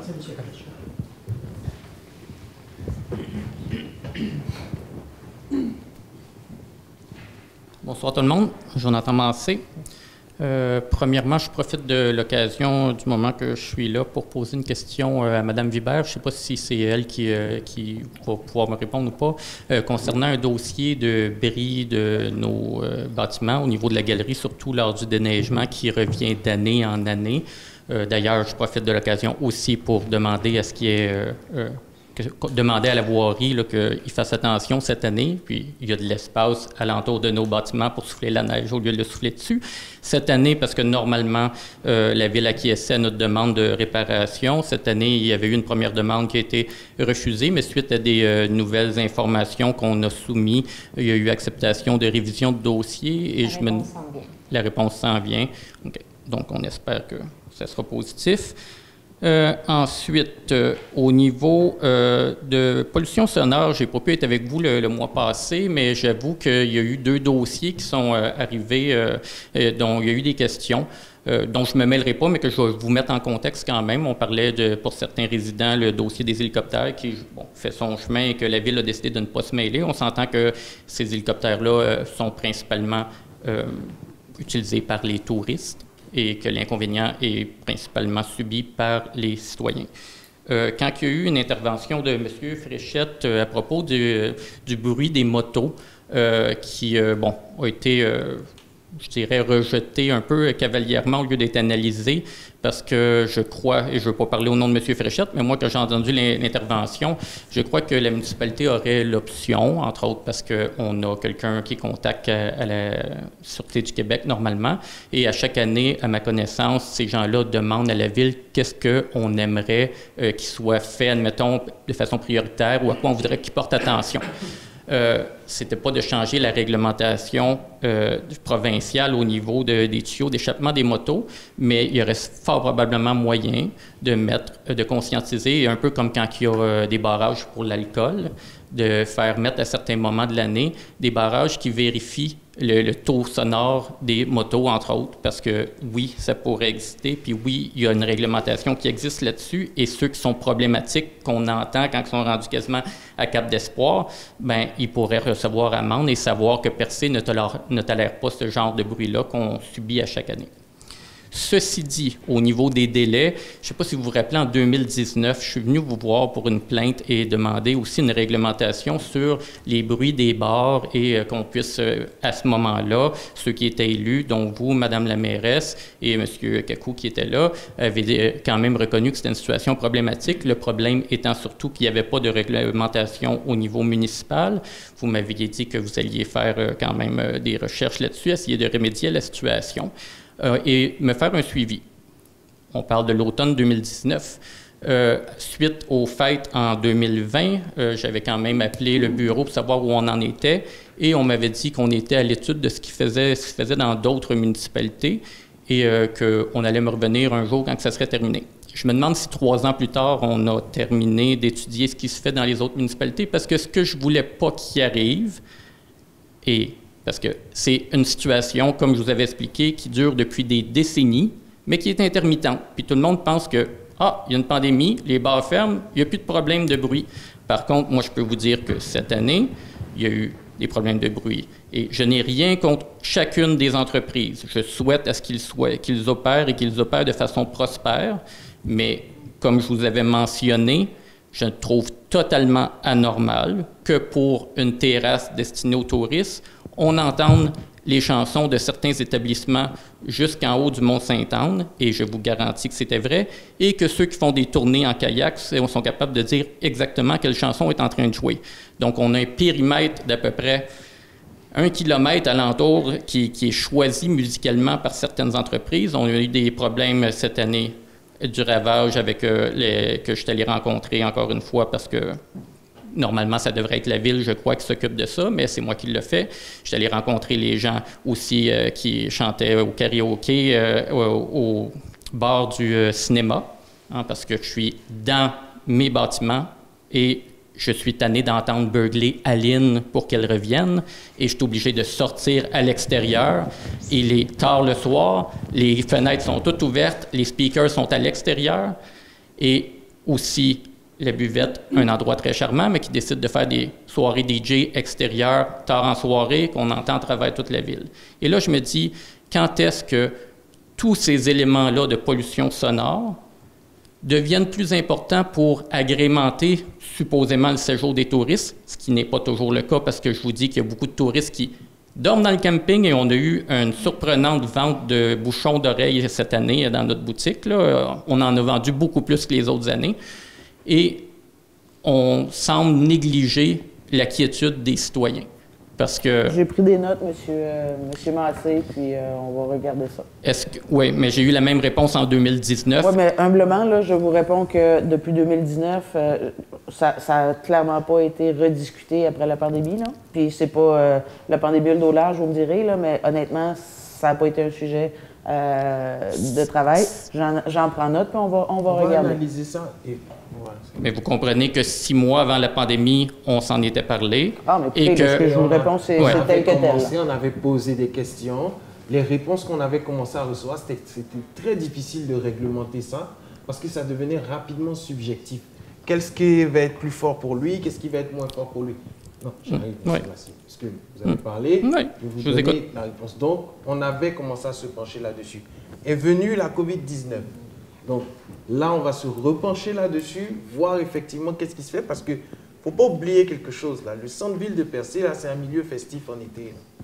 Donc, on peut comprendre là qu'il y a de l'animation. Même l'espace Suzanne Guité, on veut faire des événements l'année prochaine. Donc, on va dire, quoi, qu'est-ce qu'il faut un certain volume. Après certaines heures, on comprend que là, ça devient maintenant de la pollution nocturne pour empêcher les autres. Après, il y a un autre truc aussi qu'il faut avoir à l'esprit, c'est que la ville ne peut pas forcément toujours intervenir dans les problèmes de voisinage. C'est ce qui se passe aussi avec les hélicoptères. Donc, on peut réglementer, mais il faut faire très attention. On va vous revenir avec une réponse, on va regarder ça, puis on va vous revenir avec une réponse. Si je peux permettre certaines pistes d'idées, parce qu'il y a une différence aussi entre un événement sporadique en milieu d'après-midi où il y a un spectacle de rue, ou même, je dirais, un événement de plus grande envergure qui est sporadique aussi, comme l'Oktoberfest. Là, on parle d'un établissement privé qui a un rayon d'action, comme je dis, là, sonore sur l'ensemble du village. Monsieur Massé, il y a une réglementation sur les heures aussi. Après 23 heures, si je ne me trompe pas. Les nuisances, oui. Après 23 heures. Donc ça fait partie du règlement. C'est la Sûreté du Québec qui applique le règlement. Donc s'il y a quelque chose... Je sais, malheureusement, passé 11 heures, dans le milieu de l'été, vers 11h30, minuit, j'ai eu plusieurs discussions avec la Sûreté du Québec, là, parce que justement, à 11h20, ils viennent avertir en disant, on leur a dit que tantôt, fait que peut-être qu'ils vont fermer la porte de garage plus tard de façon assez désinvolte, puis ça semblait pas nécessairement être un dossier prioritaire. Et la question, c'est à savoir si on avait une réglementation municipale qui serait un petit peu plus serrée et encadrée, parce que dans le fond, j'ai aucun problème à ce qu'il y ait de la musique à l'intérieur, de la force qu'ils veulent, et qu'il y ait il n'est pas nécessairement supposé avoir des speakers à l'extérieur pour l'ensemble du village. Et à savoir, dans les années 90, je crois, pour ceux qui s'en souviennent, mon père, un petit peu tanné du manque d'action, avait loué un système de son assez fort pour enterrer toutes les autres barres du village. Et je me demande justement quand est-ce qu'on doit... Tout le monde faisait ça dans ce temps-là, hein? Tout le monde mettait plus fort que l'autre. Hein? Bien, nous, on l'a fait une seule fois après à peu près 7-8 ans de plainte. Et j'ai joué au DJ à 13-14 ans à cette époque-là, ce qui était quand même divertissant. Écoutez, monsieur Massé, on ne va pas s'éterniser sur le sujet. Je pense qu'on a bien compris. Bon. Je vous remercie. On va laisser le micro à quelqu'un d'autre. J'ai une autre question. Oui. On vous entend. On vous écoute. Donc, au niveau... ça, c'est juste une préoccupation parce que, dans le fond, je crois qu'il y a un projet de centre de congrès qui inclut l'Église. Ce qui, à première vue, m'apparaît intéressant. Par contre, quand j'ai écouté la présentation au tout début, quand il y a eu le géoparc, il y avait une présentation qui parlait de l'Église, entre autres, à l'intérieur, dans le centre interactif. Et si je me rappelle bien, il la qualifiait d'église de verre ou de cristal parce qu'il disait que la pierre qui était choisie était quand même une pierre fragile au temps. Mm-hmm. Et là, ma préoccupation, à savoir présentement, je ne crois pas que ce soit la ville de Percé qui est propriétaire de l'église, ou je me trompe. Et je me dis, s'il y a un projet d'infrastructure touristique ou de centre de congrès, j'imagine que la ville deviendrait propriétaire de l'église à ce moment-là.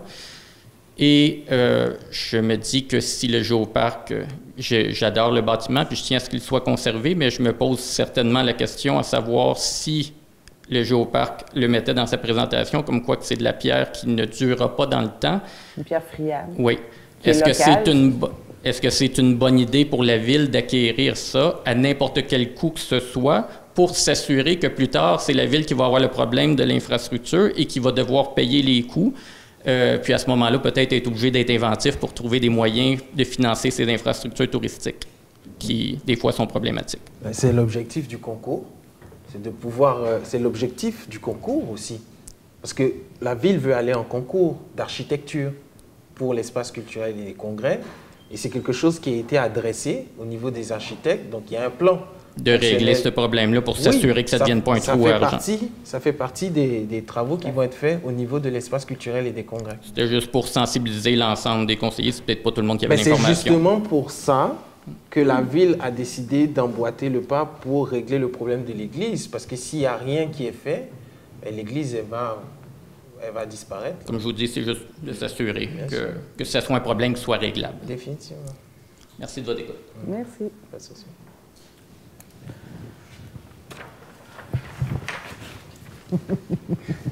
Est-ce que j'ai droit à une deuxième chance? Allez-y. C'est M. Gagné qui a allumé une lumière chez moi parce que je suis riverain du Festiplage. Et il a narré quand même quelques éléments qui sont problématiques qui ont eu lieu. Étant donné que le Festiplage occupe un terrain de la ville, des bâtiments et un espace de la ville qui est la halte routière, qui, dans un problème de poursuite, va couvrir ça. Est-ce que c'est l'occupant ou c'est le propriétaire? C'est l'organisme qui a ses assurances. Oui, tout à fait. Okay. Comme vous exigez qu'il ait toutes les assurances pour couvrir l'ensemble des risques? L'assurance responsabilité civile. Encore mon compte de taxe soit pénalisé pour ça. Moi, je vais vous revenir pendant les restants de vos jours avec ça. Comme tous les organismes doivent avoir des assurances, évidemment. Oui, mais responsabilité le fait que ça se déroule sur le terrain de la ville. Comme plusieurs événements, mais voilà. Oui. Merci. Je vous rassure. Bonsoir. Pas de souci.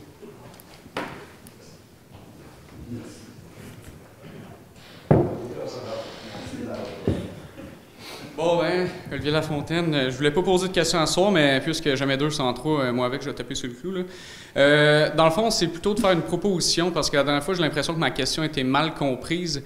Étant donné, exemple, qu'il y a des événements, peu importe, là, je ne vais pas viser, que ce soit l'Octoberfest, que ce soit, exemple, le 350e de Barachois, peu importe ce serait quoi l'événement, est-ce qu'il y aurait, dans le fond, une conscientisation de la ville qui serait possible de dire, bon, ben, on a un petit endroit, on n'est peut-être pas habitué d'avoir justement 20 000 personnes à la même place. est-ce que c'est quelque chose qui serait possible de se dire, bon, ben, si, exemple, il y a un événement qui dépasse 200 personnes, est-ce qu'on est capable de faire une réglementation? Est-ce qu'on est capable de voir s'il y a quelque chose qui peut être fait? Je vais juste vous corriger, monsieur, parce qu'il n'y a pas 20 000 personnes au Festiplage, là. Ça, c'est l'achalandage de 4 soirs. C'est 6 000 personnes. C'est pas grave, la ça change rien. du lieu, ça change rien à ma question, ça change complètement rien. En tout cas, c'est de voir, exemple... ça précise certaines informations. En tout cas, pour ma question, c'est pas pertinent, mais c'est de savoir, dans le fond, si ça serait possible d'un événement qui accueillerait 500 personnes, 1000 personnes, 6000 personnes, 20 000 personnes, combien d'agents de sécurité sont réellement nécessaires? Parce que moi, quand on me dit que pour 20 000 personnes, il y avait 8 policiers, je m'excuse, mais j'ai envie de me tordre de rire. Je sais pas, juste dans une garderie, c'est des enfants, puis une éducatrice va en avoir quoi, 6 ou 8 dans le top, là? Puis là, on a du monde qui vont être dans toutes sortes d'états, dans toutes sortes d'événements. Tu sais, je ne veux pas commencer à pointer du doigt, puis je vais finir quand même de dire qu'est-ce que... j'ai le droit de parler, on va dialoguer un peu. Okay. Ouais. Il y avait 8 policiers de la Sûreté du Québec et 26 de membres de la sécurité. Là. Il n'y a pas juste 8 personnes. Là. Il y avait 26 plus 8. Puis ça a été consulté avec la Sûreté du Québec. Là. Tout était conforme au niveau de la sécurité, là. Au niveau du nombre représenté. Là. Après, si je peux vous le dire. Là. Mais je peux rajouter quelque chose par rapport à ça. Il faudrait savoir aussi que les organismes qui organisent ce type d'événement sont obligés d'avoir une assurance. Et l'assurance exige cela. L'assurance ne paiera pas un psychologue à quelqu'un. Non. C'est dans ce moment-là, c'est au côté aussi que je vais dire moral. Là, je comprends. C'est de savoir, non, mais au final, vous n'essayez même pas d'écouter ma question parce que je n'ai même pas encore fini de la poser. Ben non, mais on vous a pas interrompu pour toujours. Y a-t-il une possibilité? Moi, juste un oui ou un non, là, ça va être tellement simple, répondre oui ou non. Je veux pas d'élaboration, je m'en fous, je trouve son non concret. Hey, on se calme, là. C'est non concret, mais à chaque fois que je viens, on ne répond jamais à la question. Ben, c'est quand vous dites des allégations qui sont fausses, je me permets de vous corriger au fur et à mesure. Qui sont fausses. Oui, mais tu sais, vous parlez de 8 policiers. C'est un événement qui accueille 20 000 personnes ou pas? Ah, mon Dieu, vous êtes dérangeant, vous, ça n'a pas de bon sens. Quand vous parlez de 8 policiers qui sont présents, je vous précise qu'ils ne sont pas que 8 policiers présents. On dialogue, je vous informe. Oui, on a su aussi qu'il y avait une entreprise de sécurité qui a tabassé du monde. Je pense que si vous êtes ici poser des questions, recevoir des réponses, ça peut peut-être vous plaire. Fait que vous pouvez poursuivre, je ne vous ai pas coupé la parole pour toujours. Dans le fond, je vais essayer de finir ma question. C'est possible, par exemple, que sur le territoire de Percé, par rapport à un événement puis un nombre qui va être attendu de personnes, il y a une réglementation vraiment avec quelque chose de beaucoup plus concret, puis aussi des obligations peut-être de des services de sécurité de meilleure qualité, là, puis des gens qui vont être mieux formés. C'est vraiment à ce niveau-là ma question. C'est juste un oui ou un non. Est-ce que c'est possible de savoir s'il peut y avoir une discussion à se dire, bon, ben si on accueille 500 personnes et moins, on l'a toujours bien géré, tout s'est bien passé. Quand il y a eu 5 000, 6 000, 7 000 personnes, il commence à avoir des dérapages. Est-ce que justement 28 agents de sécurité, 8 policiers ou 26, 28, là je ne me souviens pas des chiffres, c'était 26 puis 8? Il y avait 8 agents de police, puis il y avait combien d'agents de sécurité? 26, je pense. 26, bon. 25, quelque chose comme ça, mettons. Est-ce que ça a été suffisant? Est-ce que par rapport à ce qui s'est passé, on pourrait juger que ça a été suffisant? Est-ce que les assurances, peu importe c'est lesquelles, vont réparer les dommages qui ont été faits? Je pense pas. Il n'y aura pas de poursuite monétaire là-dedans. Il n'y aura pas... Tu sais, le dommage, là, il est moral. Ils le font auprès de la Sûreté du Québec, M. Lafontaine, dans le cas de certains événements. Maintenant, écoutez, là, je ne vais pas banaliser quoi que ce soit, puis je ne voudrais pas que mes propos soient mal interprétés, surtout pas de votre part. Il peut arriver des événements malheureux quand il y a 10 personnes, quand il y a 2 personnes, quand il y a 500 personnes. Là. C'est des événements, il en arrive. C'est malheureux.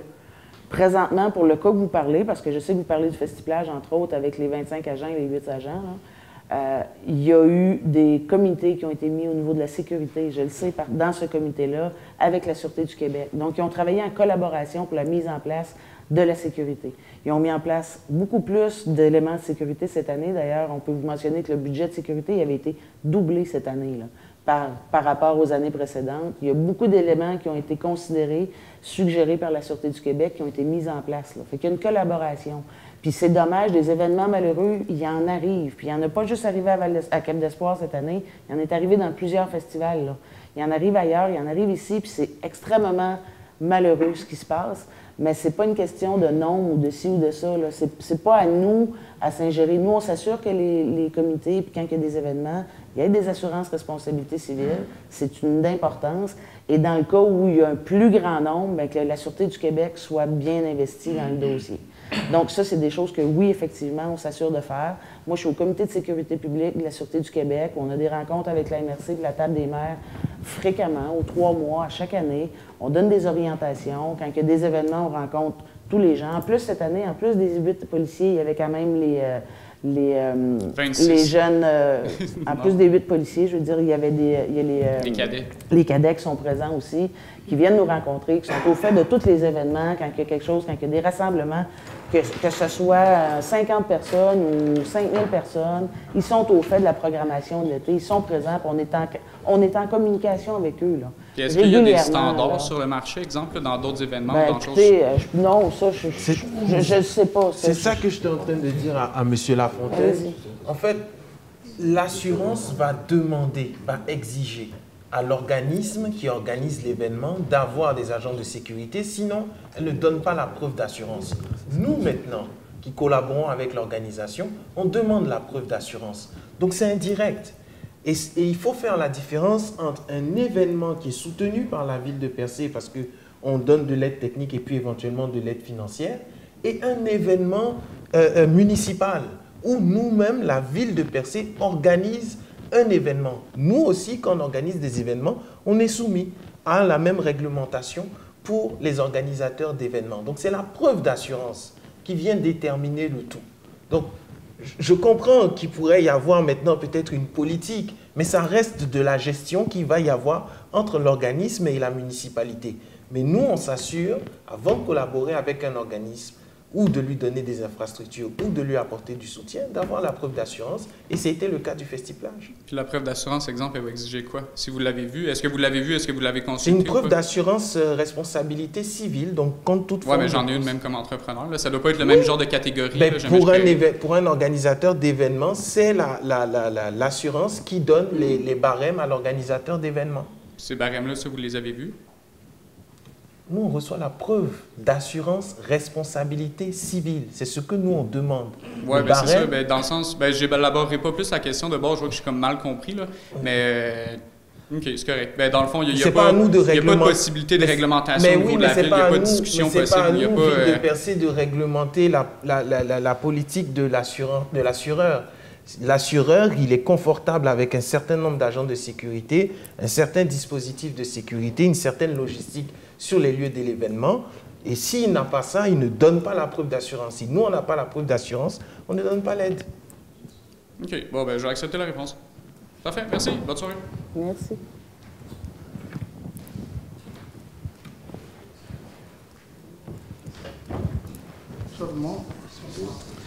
En écoutant parler de bruit, m'est venue une question. Quand est-ce que Géoparc s'attend d'avoir des véhicules électriques? Ce serait à d'autres à donner l'exemple. C'est une bonne question. Je sais qu'il y a un des véhicules, le 4 roues, en fait, le 6 roues, je ne sais pas trop, qui est électrique. Pour la vanne, c'est pas le cas. Pour les navettes, je pense. Oui, pour les navettes, mais écoutez... Ça existe? Oui, ça existe. Puis ils seraient les premiers à donner l'exemple. Ford Transit, maintenant, offre des navettes 100% électriques, je pense. Avec une autonomie de quelque chose comme 300 km. Peut-être pour renouvellement, ça pourrait... Je pense que, honnêtement, connaissant le conseil d'administration, je pense qu'au renouvellement, ça va être quelque chose qui va être fortement recommandé par le conseil. Mais là, je ne veux pas m'avancer, là. Mais je pense que ça serait recommandé, puisque cette navette-là, n'ayant pas à faire de longues distances, je pense que ça pourrait être un... Mais je n'ai pas de réponse, là. C'est un organisme indépendant. Personnellement, je trouve qu'il est temps. Parce que je t'avais de me griller des bidules, comme M. disait, là, pour mesurer le bruit. Ouais. Je l'ai d'ailleurs. Je l'ai chez un enregistrement, c'est affreux. C'est un, c'est l'autre. Et puis, il n'y a pas rien que le bruit non plus. Il y a aussi le taux de CO2 et tout ce que vous voulez. Là. Il y a une journée, il y a un camion de la ville qui s'est parqué là, avec un diesel. Puis il a placoté avec un pendant à peu près 15 minutes. Puis quand il est parti, tout le fuel, là, il était rendu à la maison. Alors, on est toujours sujet avec le vent d'ouest. Puis là, on se fait empester à longueur d'été. Puis là, je ne parle pas encore de la poussière. Là. Quand est-ce que c'est qu'il va se passer de quoi, là, puis quelqu'un qui va mettre ses culottes, puis qui va dépenser de l'argent, ou bien qu'il va tout fermer à la cabane? Parce que là, ça fait dur. D'année en année, là, on voit n'importe quoi. Là. Quand tu es rendu, tu vois un gars gréder un chemin avec un tracteur gazon, là. Moi, ça fait dur. Puis la gravelle, elle se ramasse où? En avant de ma barrière. Puis après ça, j'entends les pneus crisser là-dessus, à tout bout de champ en passant. Avec là, on a le bruit, on a le fuel, on a la gasoline, on a du n'importe quoi. Mettez-en. Mais en tout cas, on peut commencer par le fioul. Ça va déjà être pas le fioul, mais plutôt les voitures électriques. Oh, ben ouais, c'est capable de donner l'exemple. Merci. Merci, M. Latran. Est-ce que quelqu'un a d'autres questions? Alors, ce serait la fin de la séance. Est-ce que quelqu'un lève l'Assemblée? Madame Réal, merci. Merci tout le monde. Merci de votre attention.